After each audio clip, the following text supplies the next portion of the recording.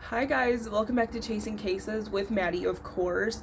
This week is a very special episode, so I hope you guys are ready for it. Strap in, get ready, get your stuff to relax and sit down with me while I tell you a really crazy and infuriating story.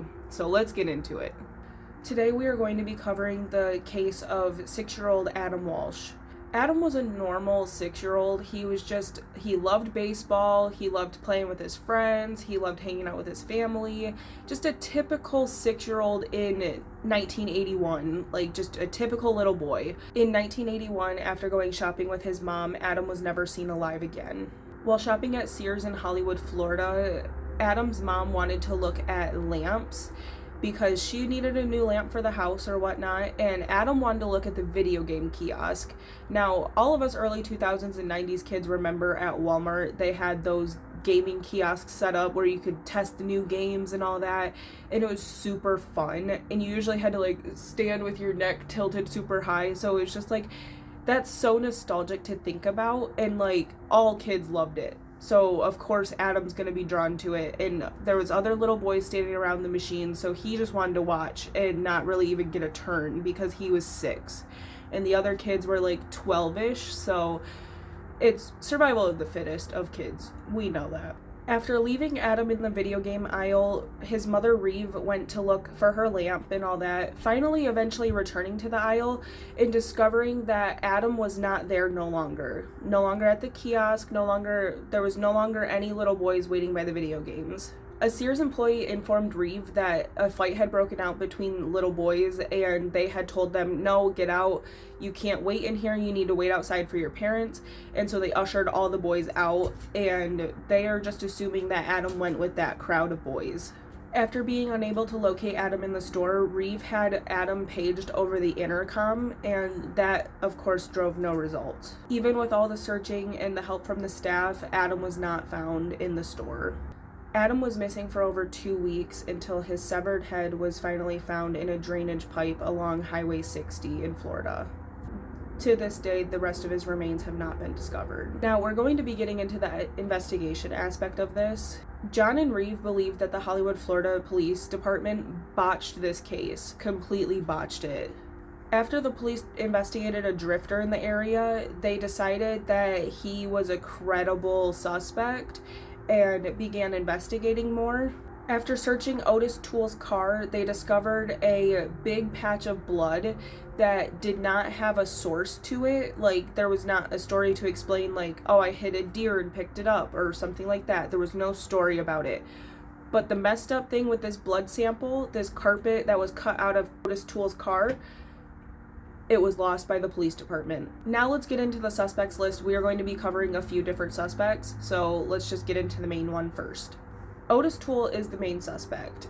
He allegedly lured Adam into his Cadillac DeVille with promising toys and candy, and then just took off to his house. That's just what is believed to be true because that is the most obvious, and let's get into the reasons. I'm going to read a little article real quick, and I'll put it up on the screen for y'all to read.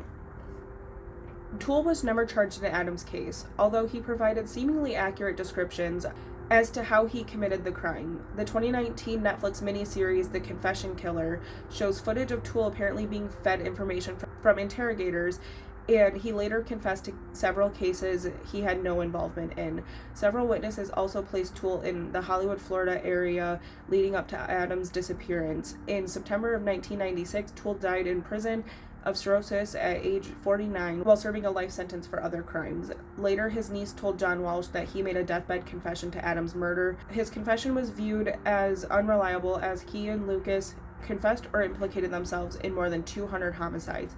Most of Lucas's confessions were later revealed to have been false, having been coerced by the Texas Rangers. So that covers Otis Toole. He is very much the credible witness. He lived in the area. The blood on the car that was never tested because they lost the blood sample. And then he confessed to the killing multiple times, recanted his story. So it gets very, very confusing and murky. The next possible suspect is Jeffrey Dahmer. Having lived in the area in the 80s, Jeffrey Dahmer was in Florida During that time, multiple witnesses from the mall that day claimed that they saw Jeffrey Dahmer there at the Hollywood, Florida mall, possibly near the Sears. Nobody has ever confirmed that. Witnesses claim they saw a pointed-chin man carrying a small child over his shoulder and throwing that child into a blue van.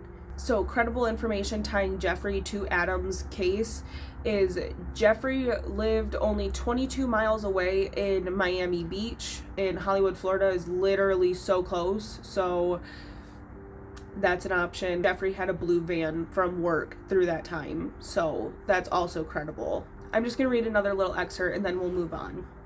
Soon after Dahmer was arrested in 1991, Jeffrey's father called into America's Most Wanted claiming his son was a pedophile.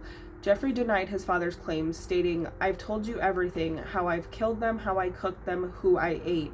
Why wouldn't I tell you if I did it to someone else?" So that kind of clears Jeffrey because he is the more credible suspect, because he's like, I've confessed to these killings and they have been truthful and accurate. Why wouldn't I confess to this one? And why, you know what I mean? So now we're going to get into the confession of this. Toole's confession has been scrutinized, recanted, picked apart, like everything. It is believed that he was talked into admitting to this crime, that it wasn't really committed by him, but he was coerced into his admission. I'm just going to read another little excerpt and then I'll be done reading excerpts. Toole first confessed in 1983, implicating his fellow serial killer friend Henry Lee Lucas. After police confirmed that Lucas was in jail at the time of the abduction, Toole changed his story, claiming he had committed the crime alone. Toole's confessions were filled with inconsistencies and he constantly recanted them. Criminology experts noted Toole's low IQ and a history of making false, outlandish claims, which created further doubts about his statements. So that kind of shows how credible he is versus Dahmer. And now we get into the aftermath of this case, because Toole was never charged. So Adam's family kind of went on to advocate for Adam and all that. So let's get into some aftermath. Adam's father, John Walsh, went on to create the show America's Most Wanted, where he is searching for missing people and he's searching for fugitives that are on the run. And his show has helped so many families and found so many people. It is incredible. He also has become a major activist for missing kids, and that is just so wonderful. Also, Code Adam was instated in stores, grocery stores, malls, everything. If a kid is missing, they will call Code Adam, and that means that they are to look for the kid, they are to yell out descriptions. There's a full protocol to follow to find missing children, thanks to Adam Walsh. The police department, as well as the Walsh family, felt comfortable to close the case with Otis Toole as the murderer. They felt comfortable to close the case. And with that being said, that is the end of this week's episode. I hope you guys enjoyed it. This is kind of like the birth of modern true crime. That is where we get a lot of our media coverage. That's where we get a lot of our stories, our families, survivor stories, all of that. So that's kind of why I wanted to cover this case today, because it is very important and it is a very, very sad case. So with that being said, I send my love to the Walshes, and I hope you guys enjoyed this week's video, and I will see you guys back in 2 weeks for Chasing Cases and next week for a normal vlog. So with that being said, I love you, and I'll see you guys next time.